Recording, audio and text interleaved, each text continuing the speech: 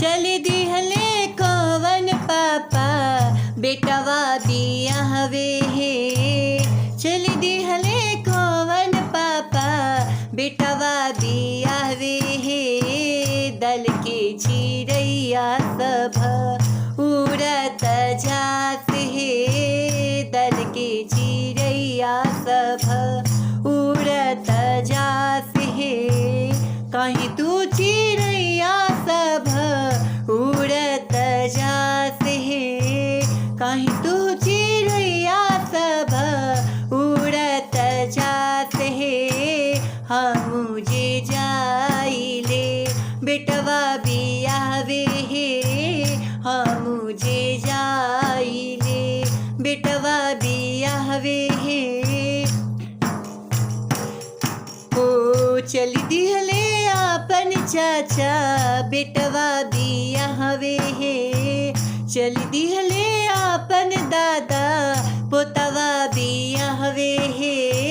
दल के चिड़ैया सब गाँव के चिड़ैया सब उड़त जात हे। गाँव के चिड़ैया सब उड़त जात हे।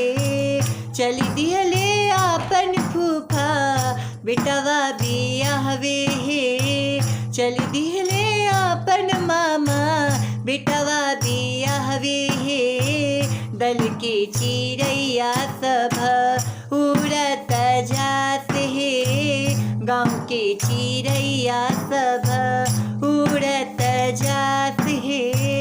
कहीं तू चिड़ैया सब उड़त जात हे। कहीं तू चिड़ैया सब उड़त जात हे।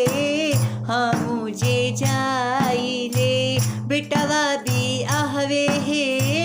हम जे जाइले भगना बियाहवे हे।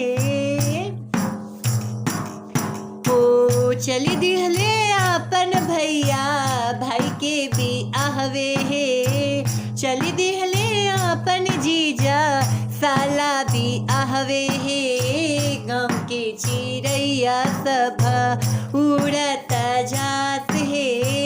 गाँव के चिड़ैया सब उड़त जात हे।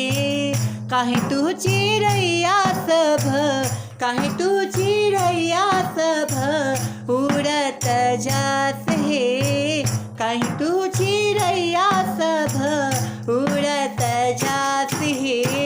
हम जे जाइले भाई बियाहवे हे। हम जे जाइले सरवा बियाहवे हे। हम जे जा